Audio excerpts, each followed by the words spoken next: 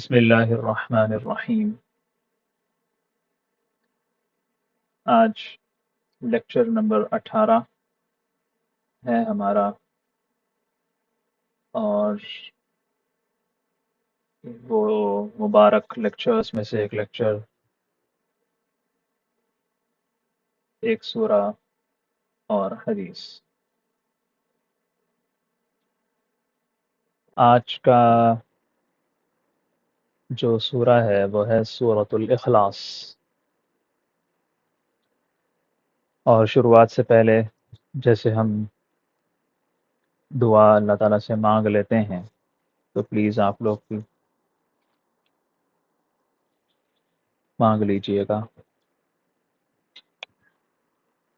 اللہم انی اسألک فهم النبیین وحفظ المرسلین والملائكة المقربين، اللهم اجعل ألسنتنا عامرة بذكرك وقلوبنا بخشيتك وأسرارنا بطاعتك، إنك على كل شيء قدير، إنك على كل شيء قدير۔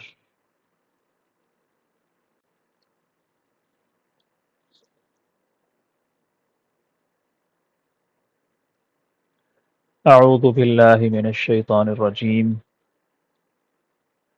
پناہ چاہتا ہوں اللہ کی شیطان مردود سے۔ تسمیہ۔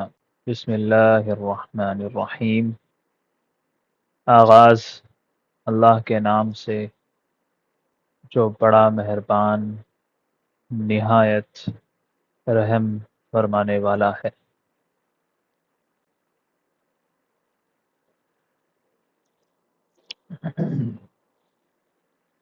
سورۃ الاخلاص۔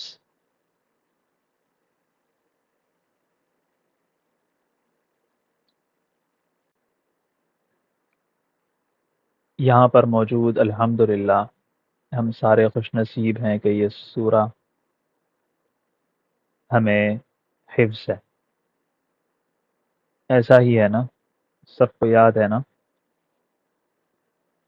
جی سر۔ الحمدللہ، بہت بڑی دولت ہے یہ، بہت بڑی دولت جو کسی غیر مسلم کے نصیب نہیں، غیر مسلم کو نصیب نہیں، اس کی قسمت میں نہیں۔ قل هو اللہ احد، قل، اے نبی آپ کہہ دیجئے، ہوا، وہ، اللہ، اللہ، احد، ایک۔ لفظی ترجمہ اس لیے آپ لوگوں کو سکھایا جاتا ہے تاکہ آپ لوگوں کو ایک ایک لفظ کا مطلب پتہ رہے، ایک ایک لفظ کا مطلب، معنی، ترجمہ۔ عام طور پہ ایک ایک آیت کا معنی پتہ ہوتا ہے، ترجمہ یاد ہوتا ہے، لیکن ایک لفظ کا اس کے اندر کیا مطلب ہے بتاؤ تو نہیں آتا۔ تو ایک ایک آیت، جتنی بھی سورے ہم نے پڑھیں ان میں سے ہم نے کوشش کی کہ ہر لفظ کا مطلب، ہر لفظ کا معنی اور ہر لفظ کا ترجمہ آپ کے سامنے پیش کیا جائے۔ ترجمہ: کہہ دو بات یہ ہے کہ اللہ ہر لحاظ سے ایک ہے۔ اب یہ جو ترجمہ ہے، یہ بات یہ ہے کہ اللہ ہر لحاظ سے، یہ ترجمہ کیسے کیا جائے گا، کیسے کیا جا رہا ہے؟ یہاں پر تو ایسا کچھ بھی نہیں لکھا ہوا۔ ایسا جو ترجمہ ہوتا ہے وہ اپنی طرف سے ایڈ نہیں کر دیا جاتا، اسی لیے کہا جاتا ہے کہ قرآن کا ترجمہ ہر ایک شخص نہیں کر سکتا، ٹھیک ہے؟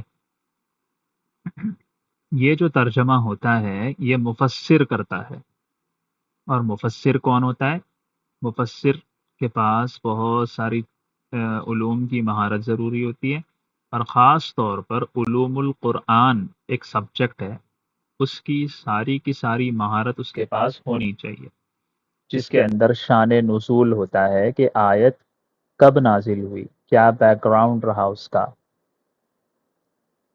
ساری چیزیں ہوتی ہیں۔ تو اس لحاظ سے ہر چیز کو سامنے رکھتے ہوئے ایسا ترجمہ کیا جاتا ہے۔ اب دیکھو اس سے سمجھ میں آ رہا ہے، کہہ دو بات یہ ہے کہ ہر لحاظ سے اللہ ایک ہے، تو یہ کیوں کہا جا رہا ہے؟ کوئی بیک گراؤنڈ ہوگا نا، ایک جملہ کہنے کا، ایک بات کہنے کا، ہے نا؟ جی سر، ہاں جی۔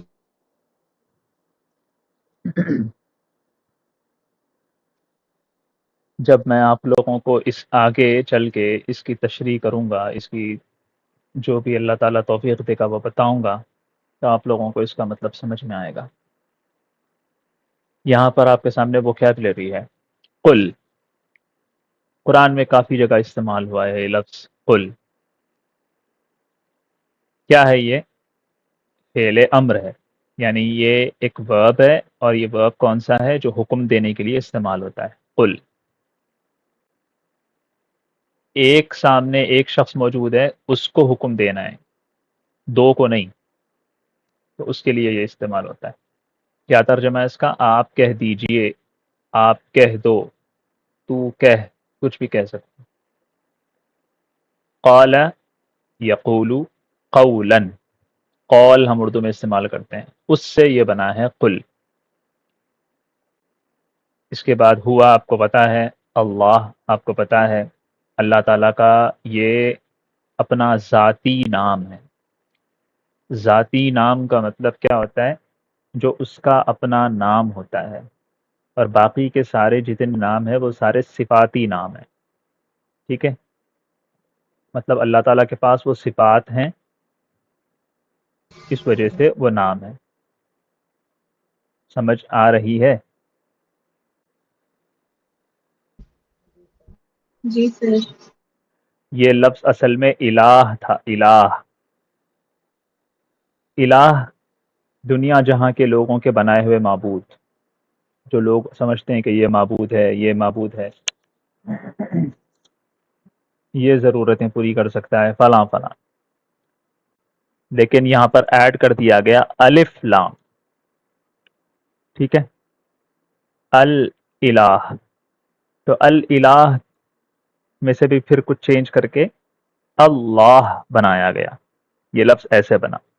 تو اللہ کا مطلب ہر معبود نہیں، اللہ کا مطلب ایک ذات واحد، ٹھیک ہے؟ جس کی وہ ساری صفات ہیں، جو ذات قدیم ہے، جو بے نیاز ہے، جو فلاں ہے، جو یہ ساری چیزیں آگے آئیں گی، ٹھیک ہے؟ جو ایسا ہے، جو ویسا ہے، جو یہ ہے، جو وہ ہے، جس کی ایسی شان ہے، جس کی ایسی شان ہے۔ احد، یہاں پر آپ کے پاس لکھا ہوا ہے احد، واحد ہے، اور اس کی جمع آتی ہے آحاد۔ احد واحد ہے، جمع آحاد۔ ایک کو کہتے ہیں، اکیلے کو کہتے ہیں، پہلے کو کہتے ہیں، ٹھیک ہے؟ لیکن یہ تو اس کا مطلب ہے، سوری، یہ تو اس کا معنی ہے، یہ تو اس کا ٹرانسلیشن ہے۔ احد کسے کہتے ہیں؟ ایک کو کہتے ہیں، لیکن کچھ الفاظ ایسے ہوتے ہیں جو بہت چھوٹے ہوتے ہیں۔ کیا ہے اس کے اندر؟ 3 حروف ہیں، لیکن اس کا اتنا گہرا، اتنا ڈیپ مطلب ہوتا ہے جو دوسری زبانوں میں ایسے ایک لفظ میں بتایا نہیں جا سکتا۔ ان میں سے ایک لفظ یہ بھی ہے، احد، ٹھیک ہے؟ جی سر۔ جی سر۔ ایک ہے تو کیا مطلب ایک ہے؟ میں بھی تو ایک ہوں، آپ بھی تو ایک ہو۔ بہت ڈیپ مطلب ہے اس کا، بہت ڈیپ۔ اس مطلب کو سمجھانے اور اس مطلب کو پورا کرنے کے لیے یہ چیز ایڈ کی گئی ہے، ہر لحاظ سے ایک ہے، ٹھیک ہے؟ جی سر یعنی جی جیسی اس کی ذات ہے ویسی کسی اور کی ذات نہیں، اور اس کی ذات کے اجزاء نہیں ہے۔ اجزاء کا مطلب اس کا جز نہیں بن سکتا کوئی، جیسے ایک باپ ہے، ایک ماں ہے، اس کا جز اس کا بیٹا، اس کی بیٹی، اس کی اولاد بنتی ہے نا؟ اور خود باپ کسی اور کا جز ہوتا ہے، یعنی وہ بھی کسی کا بیٹا، اور کوئی ماں جو ہے وہ بھی کسی کی بیٹی ہوگی، ہے نا؟ تو اجزاء، جز، اور اس کے علاوہ اس کی جو صفات ہوتی ہیں وہ دوسروں میں بھی پائی جاتی ہیں۔ بھوک لگنے کی صفت ہے، کیا وہ صرف میرے ایک اکیلے کے اندر ہے؟ کیا وہ صرف آپ کے اکیلے کے اندر ہے؟ نہیں نا۔ تو بہت سے لوگوں میں وہ چیز پائی جاتی ہے۔ تو اللہ تعالیٰ کیسے ہیں؟ ہر لحاظ سے ایک ہیں کا مطلب، ہر لحاظ سے اکیلے ہیں کا مطلب، ہر لحاظ سے پہلے ہیں کا مطلب ان کے پاس جو صفات ہیں وہ کسی اور کے پاس نہیں ہے، وہ اکیلے ہیں، وہ ایک ہی ہیں۔ دیکھو اب اس کو سمجھانے کے لیے کتنے الفاظ کا سہارا لینا پڑ رہا ہے، لیکن یہاں پر قرآن میں صرف 3 لیٹرز آ گئے، احد، بس، ہے نا؟ بات سمجھ آئی؟ جی سر، ہاں جی سر،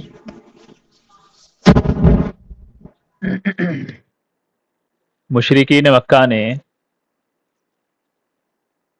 حضور صلی اللہ علیہ وآلہ وسلم سے پوچھا تھا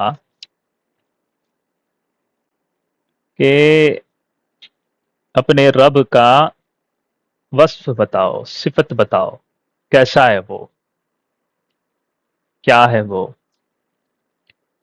کس خاندان سے ہے وہ، اس کا نسب بتاؤ، حسب نسب بتاؤ، مطلب اس کے بارے میں بتاؤ بھائی کون ہے، تعارف کرواؤ، اس کا انٹروڈکشن کرواؤ کہ وہ یہ ہے، وہ ایسا ہے، وہ فلاں جگہ سے ہے، وہ فلاں، مطلب اس فلاں کا بیٹا ہے، اس کا سلسلہ نسب یہ ہے، بتاؤ ذرا۔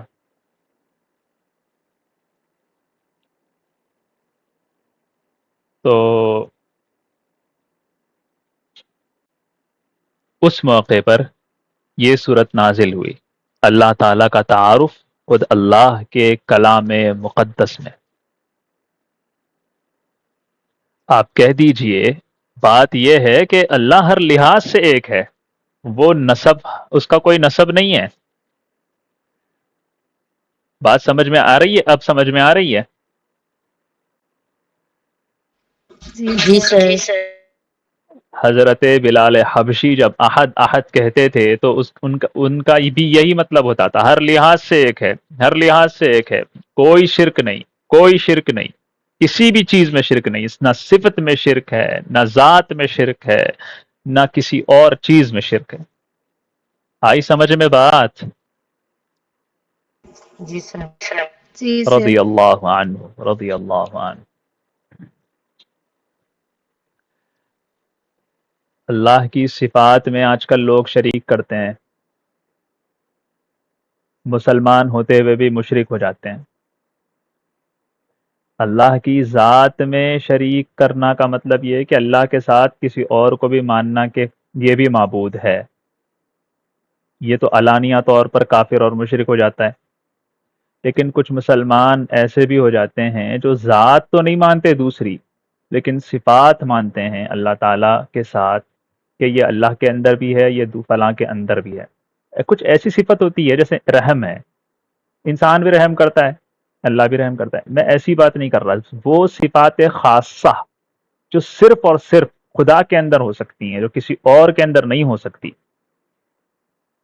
جیسے ہدایت ہے، ہدایت صرف اور صرف اللہ دے سکتا ہے نا؟ اگر کوئی ہم یہ کسی اور کے بارے میں بھی ہم نے سمجھ لیا کہ جیسے اللہ تعالیٰ ہدایت دے سکتا ہے ویسے یہ بھی دے سکتا ہے، تو پھر کیا ہو جائے گا؟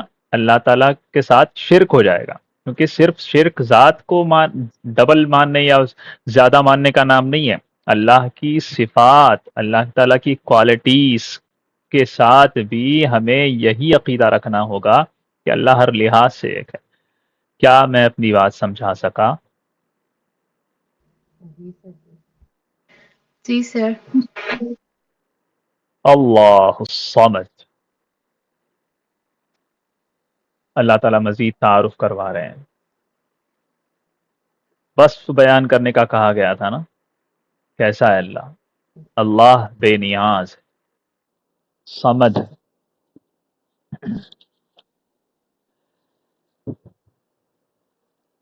اللہ ہی ایسا ہے کہ سب اس کے محتاج ہیں، وہ کسی کا محتاج نہیں. صمد کسے کہتے ہیں؟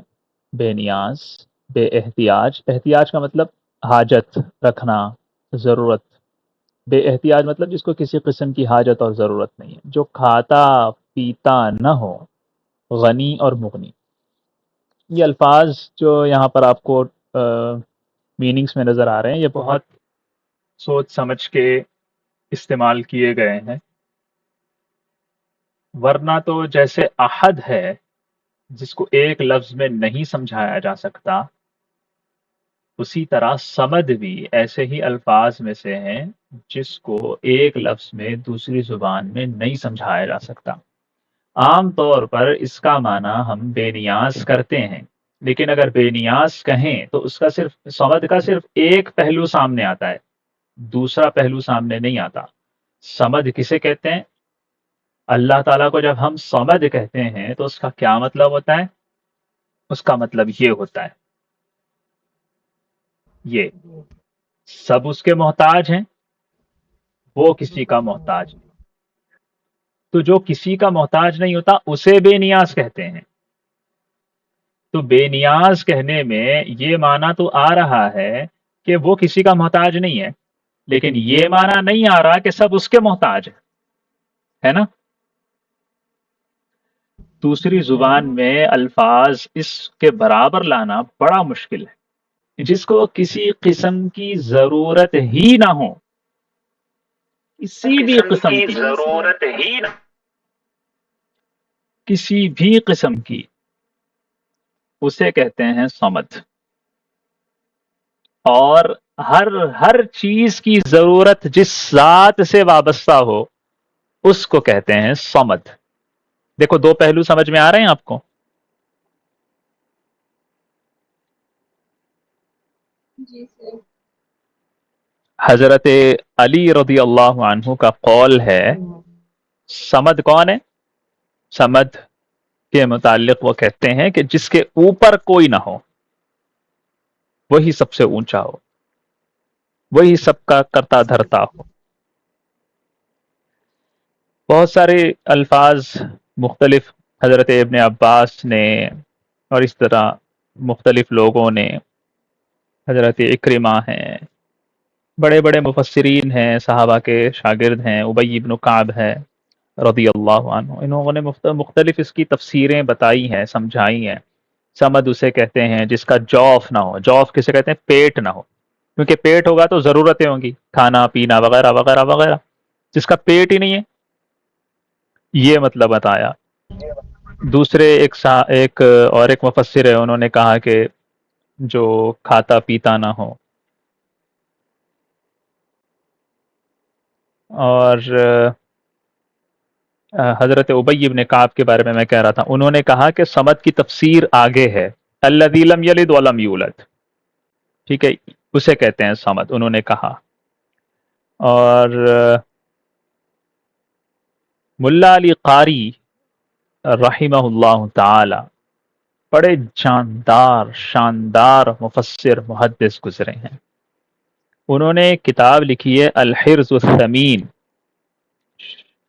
شرح الحسن الحسین. حسن حسین ایک بڑی زبردست کتاب ہے وظائف کی، پورے اس کے اندر حضور صلی اللہ علیہ وسلم کی دعائیں اور قرآن سے موجود دعائیں اس کے اندر جمع کی گئی ہیں. اس کی انہوں نے ایک شرح لکھی ہے، اس کے اندر انہوں نے یہ تمام تفاسیر اور معنی کا خلاصہ بیان کیا ہے. کیا ہے؟ انہوں نے کہا الغنی المغنی الذی لا يحتاج الى شیء ويحتاج الیہ کل احد. اسی کو ہم نے یہاں پر کہا کہ غنی ہے، وہ خود بھی بے نیاز ہے، مغنی ہے، وہ دوسروں کو بھی بے نیاز بنا دیتا ہے. سب اس کے محتاج ہیں، وہ کسی کا محتاج نہیں ہے. یہ ہے الصمد کا معنی. یہاں پر کتنے الفاظ ہیں؟ صاد میم دال. اس کو سمجھانے کے لیے کتنا ٹائم لگ گیا دیکھیں.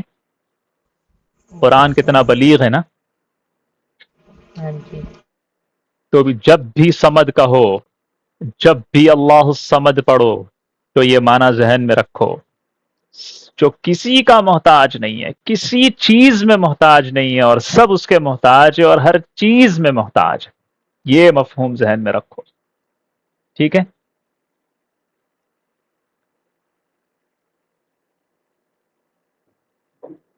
کیا میں سمجھا پایا؟ ہاں جی سر. لم یلد ولم یولد. دیکھو لم اور لم، آپ لوگوں میں سے بہت سے افراد نے یہ مثال بھی پیش کی تھی کہ یلد اور یولد فعل ہے، اور وجہ اس کی بتائی تھی ماشاءاللہ کہ اس سے پہلے لم آیا ہے، اور لم صرف افعال پر آتا ہے. تو آپ لوگوں کے جی سامنے یہ سر. چیز موجود ہے کہ یہ دونوں بھی افعال ہیں، وربس ہیں. لم یلد، نہ اس نے جنا، ولم یولد، اور نہ وہ جنا گیا. دیکھو لم کا کیا معنی ہے؟ لم کا معنی ہے نہیں، نہ، نہ. یلد اس نے جنا، لم یلد اس نے نہیں جنا. یولد وہ جنا گیا، لم یولد وہ نہیں جنا گیا. تو لم کا معنی سمجھ میں آ گیا. اس کا یوزیج ہم آگے بتائیں گے انشاءاللہ. ترجمہ کیا ہے؟ نہ اس کی کوئی اولاد ہے اور نہ وہ کسی کی اولاد ہے. اب دیکھو کتنا شائستہ ترجمہ، کتنا بہترین ترجمہ کیا گیا ہے نا. یہ کون کرتا ہے؟ جو اس کے پاس جی. زبان کی صلاحیت ہوتی ہے، جو ادب رکھتا ہے، ادیب ہوتا ہے. تو مفسر کو صرف قرآن کا علم ضروری نہیں ہے، زبان کا علم بھی ضروری ہے، تاکہ وہ صحیح طور پر تفسیر کرے نا، بدتمیزی نہ کرے، گستاخی نہ ہو جائے غلطی سے. دیکھو لم یلد کا اصل معنی کیا ہے؟ آپ کے سامنے اوپر آ گیا. ولد یلیدو کا مطلب ہوتا ہے جننا، پیدا کرنا. تو اللہ تعالی نے کسی کو پیدا نہیں کیا. پیدا کا مطلب جیسے انسان، جاندار، انسانوں کی جیسے پیدائش کا جو بھی ہوتا ہے، اللہ تعالیٰ نے ویسے کسی کو اپنی اولاد کی طرح نہیں پیدا کیا. تو اس کو یہاں پر کتنے اچھے انداز میں کہا جا رہا ہے، نہ اس کی کوئی اولاد ہے. ولم یولد، نہ اس کو جنا گیا. کتنا برا لگے گا، اس کو کتنے اچھے انداز میں بتایا.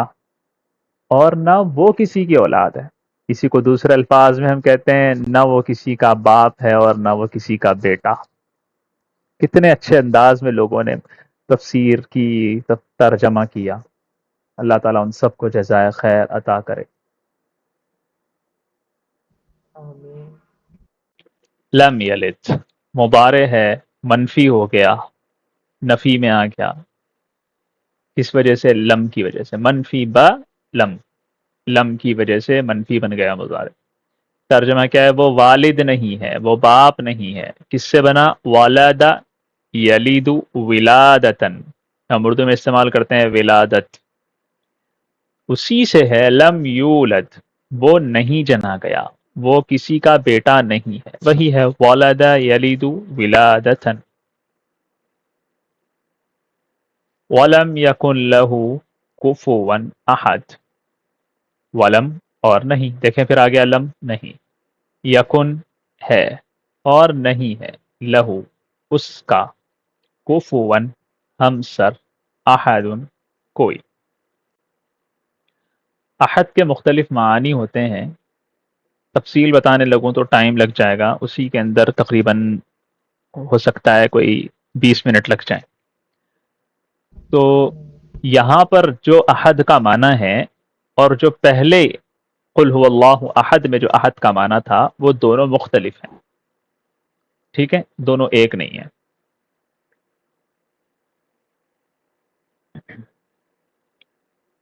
اور اس کے جوڑ کا کوئی نہیں. یہاں پر ہمیں دیکھنا ہے کفو ون، کسے کہتے ہیں؟ کفو. برابر کو کہتے ہیں، مساوی کو کہتے ہیں، مساوی نہیں پڑھنا اسے، مساوی، ہم پلہ، ہم سر، ہم منصب۔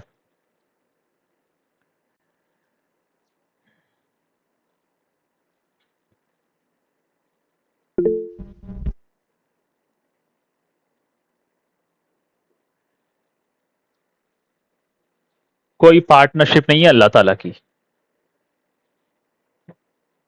کسی قسم میں کوئی ساجھی نہیں ہے اللہ تعالیٰ کا، کسی معاملے میں اللہ تعالیٰ کی برابری کسی حیثیت سے بھی کسی کی نہیں ہے۔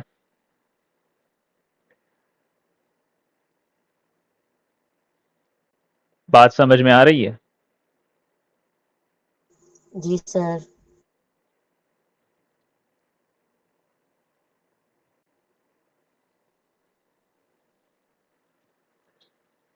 کفو کہتے ہیں برابر ہونے کو۔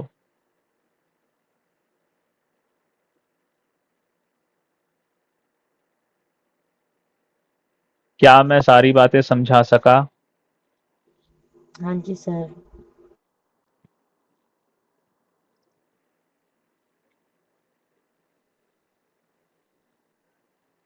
زبردست قسم کی توحید اس کے اندر اللہ تعالیٰ نے سکھائی ہے۔ اللہ تعالیٰ ہمیں سورۃ الاخلاص کے معارف سمجھائے، آمین۔ سر جی فرمائیے۔ یہ آپ نے بھی کیا کہا تھا، اس کو کیا پڑھتے ہیں؟ مساوا؟ مساوی، ٹھیک ہے۔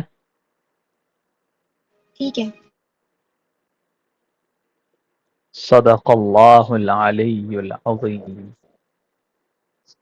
کوئی پڑھے اسے پلیز۔ عن عائشة رضي الله عنها أن النبي قال إن الله رفيق يحب الرفق ويعطي على الرفق ما لا يعطي على العنف وما لا يعطي على ما سواه۔ ماشاء اللہ۔ عن کے بعد کیا ہے؟ عن کے بعد عائشة تو،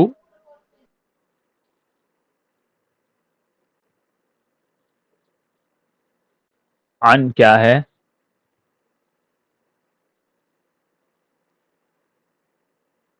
سر یہ نام لڑکی کا آپ نے کہا تھا نا، اس پہ ویٹ نہیں آئے گی، نہ ہی تو کیا؟ تنوین آئے گی۔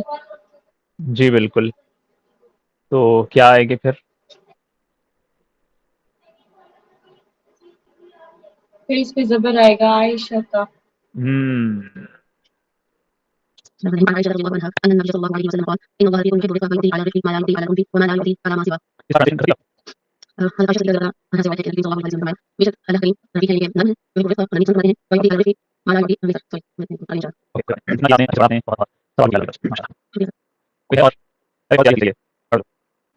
ان عائشہ رک جاؤ۔ ان عائشہ رضی اللہ عنہا عن کیا ہے؟ رک جاؤ، عن کیا ہے؟ مطلب ان سے روایت ہے۔ اوہو، میں نے ٹرانسلیشن نہیں پوچھا۔ عن یہاں پر کیا کر رہا ہے آ کے؟ کیا کر رہا ہے؟ آپ کو پڑھا دیا ہے، اب آپ سے پوچھا جا رہا ہے۔ آپ نام کے بارے میں پوچھ رہے ہیں؟ عن کے بارے میں پوچھ رہا ہوں۔ عن کیا ہے، کیوں ہے، کیا کرتا ہے، کیا کام ہوتا ہے اس کا؟ کیا کام ہوتا ہے؟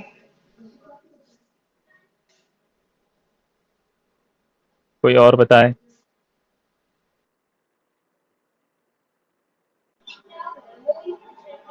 سر یہ حروف جر ہے، اپنے جی علی والے الفاظ کو مجرور بنا دیتا ہے۔ ماشاء اللہ۔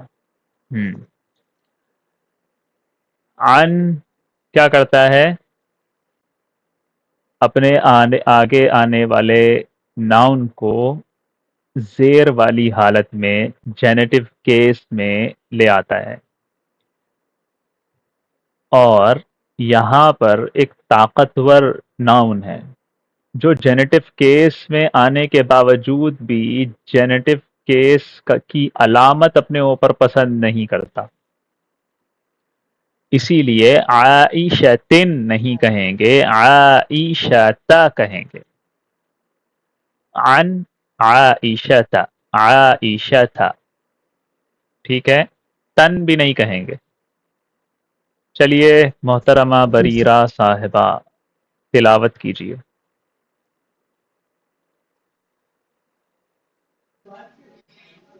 عن عائشة رضی اللہ عنہما انہا، عنہا عن عائشة رضی اللہ عنہا ان النبی صلی اللہ علیہ وسلم قال ان اللہ رفیق، ان اللہ رفیق يحب الرفق ويعطي على الرفق ما لا يعطي على العنف وما لا يعطي على ما سواه۔ علا میں نے جان بوجھ کے یہاں پر اعراب نہیں لگایا۔ علا آپ کو پتا، آپ کی پریکٹس ہو، علا کے بعد جو ناؤن آتا ہے، جو اسم آتا ہے، اس کے نیچے زیر آتا ہے، علا الرفقی، یہاں پر بھی یہاں پر ایڈ کر دیا مثال دینے کے لیے، یہاں پر جان بوجھ کے ایڈ نہیں کیا، پریکٹس ہو، بتایا جائے۔ عن عائشہ رضی اللہ عنہا، اچھے سے پڑھیں گے، آرام سے پڑھیں گے، جلدی جلدی بھاگیں گے نہیں۔ التحیات للہ والصلوات کیا ہے بھائی، آرام سے نا، التحیات للہ، آرام سے، یا التحیات للہ والصلوات والطیبات، ایک ساتھ پڑھنے پہ ہی صحیح نہیں ہوتا، آرام سے بھی پڑھا جا سکتا ہے، ٹھیک ہے، آرام سے بھی، التحیات للہ یا التحیات للہ والصلوات والطیبات السلام علیکہ، رکو، سانس لو، اطمینان سے، آرام سے، ٹھیک ہے۔ اسی طرح عن عائشہ رضی اللہ عنہا ان النبی صلی اللہ علیہ وسلم قال، دیکھو میں کیسے پڑھ رہا ہوں، ان اللہ رفیق یحب الرفق، تیز تیز پڑھنے سے اصل میں ہمیں معنی نہیں پتا ہوتا، اور قرآن کی آیتیں ملا ملا کر پڑھنے کی بچپن سے مشق ہوتی ہے، تو ہم سمجھتے ہیں کہ عربی ایسی ہی پڑھی جاتی ہے، ایسی نہیں پڑھی جاتی، ٹھیک ہے۔ میں اس کی پریکٹس کروا رہا ہوں، اور ایک چیز جو ہمارے اندر یہ آ رہی ہوتی ہے عجمی انداز، اس کو ختم کرنے کا ایک طریقہ بتا رہا ہوں کہ اطمینان رکھیں، آہستہ آہستہ پڑھیں، ٹھیک ہے۔ یحب الرفق، رک جاؤ، بھاگنے کی کیا ضرورت ہے۔ وَيُعْطِي، آپ وا پہ بھی رک سکتے ہو، وا یعطی، اعلی الرفق، مطلب کوئی مطلب نہیں بدل رہا، اطمینان سے، کیا میں سمجھا پا رہا ہوں؟ جی سر۔ بہت پیاری حدیث ہے۔ حضرت عائشہ، حضرت عائشہ نہیں، حضرت عائشہ رضی اللہ عنہ نہیں، عنہما نہیں، عنہم نہیں، رضی اللہ عنہا، کل پڑھیں گے ہم انشاءاللہ، کل نہیں، انشاءاللہ جب موقع ہوگا، سے مروی ہے کہ نبی اکرم نہیں، نبی اکرم، نبی اکرم صلی اللہ علیہ وسلم نے ارشاد فرمایا، یقیناً اللہ تعالی نرمی فرمانے والے اور نرمی کو پسند کرنے والے ہیں۔ اللہ تعالی رفیق ہیں، یحب الرفق، نرمی کو پسند کرنے والے ہیں، ویعطی، اور یہاں سے علی الرفق ما لا یعطی علی العنف، یہاں تک کا ترجمہ، نرمی پر وہ کچھ اللہ دیتا ہے جو سختی پر نہیں دیتا، وما لا یعطی علی ما سواہ، اور نہ اس کے علاوہ پر دیتا ہے، کس کے علاوہ پر؟ نرمی کے علاوہ پر، یعنی نرمی کے علاوہ پر بھی اللہ تعالیٰ بہت سی چیزیں دیتا ہے، سختی پر بھی بہت سی چیزیں مل جاتی ہیں، ایسا نہیں ہے کہ مار دیتا ہے نا، لیکن نرمی پر جو نعمتیں ملتی ہیں وہ نعمتیں نہ سختی پہ ملتی ہیں نہ نرمی کے علاوہ پر ملتی ہیں۔ نرمی ایک ایسی صفت ہے جو اللہ تعالیٰ خوب دیتا ہے اس پر۔ کیا جی میں سر، اس کو سمجھا سکا؟ ہاں جی سر۔ جی سر، اسی سے ایک ایک دفعہ حدیث میں پڑھوں؟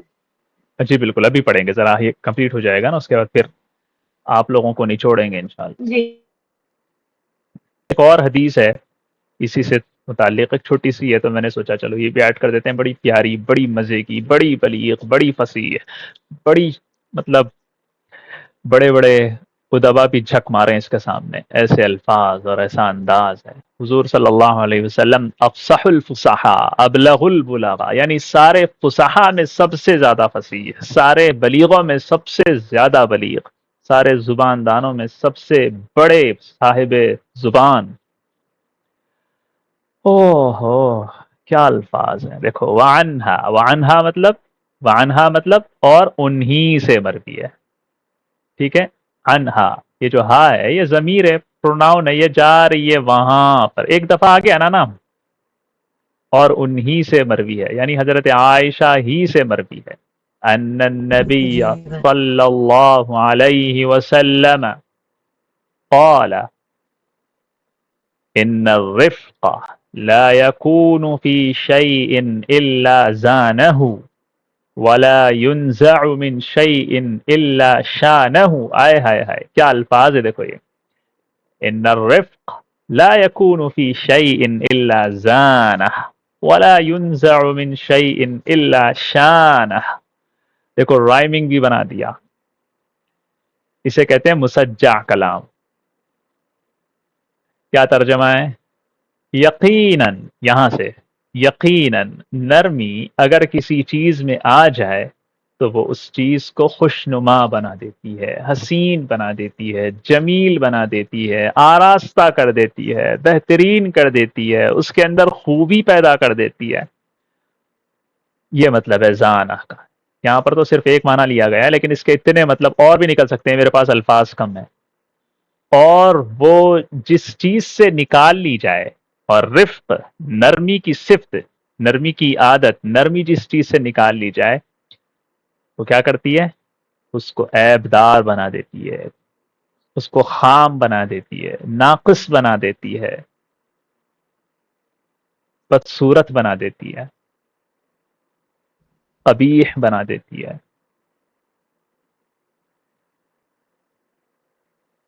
بہت زیادہ گہری بات ہے، کتنی پیاری حدیث ہے۔ ان الرفق لا يكون في شيء الا زانه ولا ينزع من شيء الا شانه۔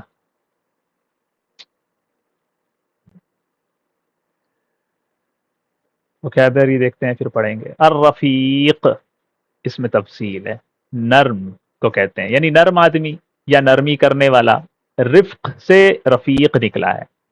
رفق کسے کہتے ہیں؟ نرمی کو کہتے ہیں، کرنے کو کہتے ہیں۔ یعطی، اعطا یعطی اعطاء، پچھلی دفعہ بھی آیا ہے انا اعطیناک، یہاں پر یعطی ہے تو میں نے بتا دیا، بتانے کے لیے لایا کہ دیکھو یہ اس کا ایک دوسرا لفظ آ گیا، پہلے اعطینا سیکھا، اب یعطی سیکھ رہے ہو، دیتا ہے یا دے گا، وہاں اعطینا ہم نے عطا کیا۔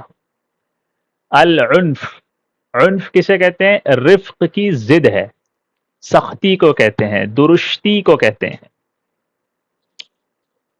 تنگی کرنے کو کہتے ہیں، بہت زیادہ شدت پیدا کرنے کو کہتے ہیں۔ سوا ہم اردو میں بھی استعمال کرتے ہیں، سوا، سوائے، وہ عربی لفظ سے نکلا ہے، حرف استثناء ہے، سب آئے سوائے فلاں کے، تو سوا کیا ہے؟ یہ پہلے والے جملے سے کسی چیز کا جو امکان ہو یا احتمال ہو یا گمان ہو، اس سے علیحدہ کرنے، سامنے والے کو بات سمجھانے کے لیے ایسے الفاظ استعمال کرتے ہیں، مگر، لیکن، سوائے، الا، یہ سوا. ما سوا بھی استعمال کرتے ہیں، یہ بھی عربی لفظ ہے. زانا ماضی ہے، خوبصورت بنانا، آراستہ کرنا، زینت عطا کرنا، خوشنما بنانا. زان یزین زینا و زینتا. ینزع ہم نے پڑھا ینزع، مضارع ہے، مجہول ہے. کیا مطلب ہے اس کا؟ نکالنا، علیحدہ کرنا، ختم کرنا، کھینچ لینا، کشید کر لینا. کسی چیز سے کسی چیز کو نکال لینے کو کہتے ہیں. ہم کہتے ہیں نا نزع کی کیفیت طاری ہے. دیکھو نزع ینزع نزعا، نزع کسے کہتے ہیں؟ جسم کا روح سے الگ کیا جانا، علیحدہ کیا جانا، تعلق ختم کرنا، کھینچ لینا. نزع. کیا میں جی بالکل. شان، یہ وہ نہیں ہے، شأن نہیں ہے، یہ شان یشین شینن. شان عیب دار بنا دینا، نقصان والا بنا دینا، خام بنا دینا، کمی پیدا کر دینا، یہ ہے مطلب اس کا. خراب بنا دینا، خراب کر دینا. وہ یاد ہے وہ قصہ جب ہم نے سنایا تھا آپ کو، بادشاہ والا. بادشاہ جی والا؟ سر. اس کے اندر یہی تھا نا، وہ اسے پوچھنا تھا ما شانو کا، تیرا حال کیا ہے؟ اس نے کیا پوچھا؟ ما شانہ کا، کس چیز نے تجھے عیبدار بنا دیا. یہ لفظ آگے آپ کے سامنے. چلیے جسے پڑھنا ہے پڑھیے. عن عائشة رضي الله عنها أن النبي صلى الله عليه وسلم قال إن الله رفيق يحب الرفق ويؤتي على الرفق ما رفقی، لا رفقی، يؤتيه اعلیٰ، على اعلیٰ کے بعد الرفق الرفقی. جی ہاں. على الرفق ما لا يؤتيه على الأنس وما لا يؤتيه على ما سواه. ماشاء اللہ. آگے والی یہ بھی پڑھیں. وعنها أن النبي صلى الله عليه وسلم قال إن الرزق إن الرزق لا يكون في شيء إلا زانه ولا ينزأ من شيء إلا شانه. بہت خوب، بہت اچھا پڑھا. عام طور پہ ہم لوگ کیا غلطی کرتے ہیں؟ اب جیسے انہوں نے پڑھا، دیکھو یحب الرفق، یہاں پر انہیں کچھ ایسا محسوس ہوا کہ انہوں نے غلط پڑھا، تو اب وہ کیا کر رہی ہیں؟ اسے رفق پڑھ رہی ہیں. تو یہ الف لام کہاں گیا بھائی؟ اگر آپ کو کوئی غلطی ہو جائے، مثال کے طور پہ یحب الرفق پڑھ دیا میں نے، مجھے صحیح پڑھنا ہے تو الرفق پڑھوں گا میں، صرف رفق نہیں پڑھوں گا، کیونکہ یہ الف لام بہت امپورٹنٹ ہے، معنی بدل جاتا ہے اس سے. تو قرآن بھی جب ہم پڑھیں گے تو Okay. ایسے ہی پڑھیں گے. کسی قسم کا کوئی سوال کرنا ہے آپ لوگوں کو اس حوالے سے؟ جی فرمائیے. نرمی کا مطلب اس حدیث میں کائنڈنس ہے نا، کہ مطلب اگر کسی چیز میں سے کائنڈنس نکال دی جائے تو وہ مطلب بری ہو جائے گی، ہے نا؟ جی ہاں. ٹھیک ہے. یعنی ایک انسان جو سخت مزاج ہو تو لوگ بھی اس کے ساتھ اٹھنا بیٹھنا بات چیت کرنا پسند نہیں کریں گے نا. تو ایسا انسان کہاں سے اچھا ہوگا؟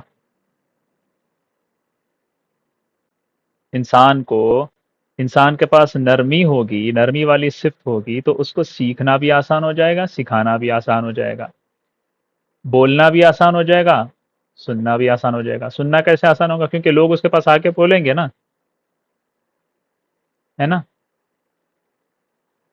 تو ہاں اسی طرح بہت سے کام آسان ہو جاتے ہیں نا. اب وہ سختی اگر کرتا رہے گا تو کون اس کا کام کرے گا؟ اور وہ کسی کے کام کیسے آئے گا؟ نہیں آئے گا. نرمی کا مطلب یہ نہیں ہے کہ آپ اپنا رعب ختم کر دیں، نرمی کا مطلب یہ نہیں ہے کہ آپ بس پستے چلے جائیں. نرمی کا مطلب یہ ہے کہ ایک اعتدال ہو انسان کے اندر، فضول کی سختیاں نہ دکھائے، فضول کا غصہ نہ دکھائے، فضول کی حرکتیں نہ کرے کہ بس بھائی میری ٹھاٹ رہے، میرا مطلب ہوتے ہیں نا کچھ لوگ دکھاتے ہیں اپنے تیور تاکہ سب ڈر کے رہیں، خوف میں رہیں. مسکرانا بھی ان کو بھول جاتا ہے ان لوگوں کے سامنے مطلب یہ چیز حضور صلی اللہ علیہ وسلم نے ناپسند فرمائی اور اسی کے بارے میں کہا کہ یہ چیز عیبدار بنا دیتی ہے انسان کو. یہ کوئی خوبی نہیں ہے. آپ کا فضول کا رعب کوئی خوبی نہیں ہے, کوئی خوبی نہیں ہے, بلکہ آپ کی خوبی یہ ہے کہ لوگ آپ سے گھلے ملے بات کریں, آپ ان سے فائدہ اٹھائیں اور آپ کا فائدہ ہو اور ان کا بھی فائدہ ہو جو آپ سے ملتے ہیں, اٹھتے ہیں, بیٹھتے ہیں. ٹھیک ہے, یعنی آپ نافع ہوں اور نفع بخش ہوں, لوگوں کو فائدہ پہنچانے والے ہوں. اور یہ نفع پہنچانا سختی سے نہیں ہوتا, نرمی سے ہوتا ہے. پھر اس کے اندر ایک فضیلت بھی بتا دی کہ اگر آپ کے پاس نرمی والی صفت ہو تو اللہ تعالیٰ آپ کو وہ کچھ دے دیتا ہے جو سختیوں پر نہیں ملتا, جو روب جھاڑنے میں نہیں ملتا, اور نرمی کے علاوہ پر بھی نہیں ملتا. تو انسان نرمی اختیار کرے گا نا. کون سا انسان ایسا ہے جو چاہے گا کہ میں عیب دار شمار کیا جاؤں نبی اکرم صلی اللہ علیہ وسلم کی نگاہ مبارک میں, ہے نا؟ کوئی بھی نہیں. اور حضور نے یہ بھی بتا دیا کہ اللہ رفیق ہے, اللہ نرم ہے, اللہ نرمی کرنے والے ہیں. تو ہمیں بھی چاہیے کہ نرمی اختیار کریں. جب اللہ جیسا صمد اور اللہ جیسا عزیز اور اللہ جیسا جبار اور اللہ جیسا قہار رفیق بن رہا ہے تو میری ذات کیا ہے؟ میں کس بنیاد پہ سختی کر رہا ہوں, میں کس بنیاد پہ روب جھاڑ رہا ہوں, ہے نا؟ سوچنا چاہیے.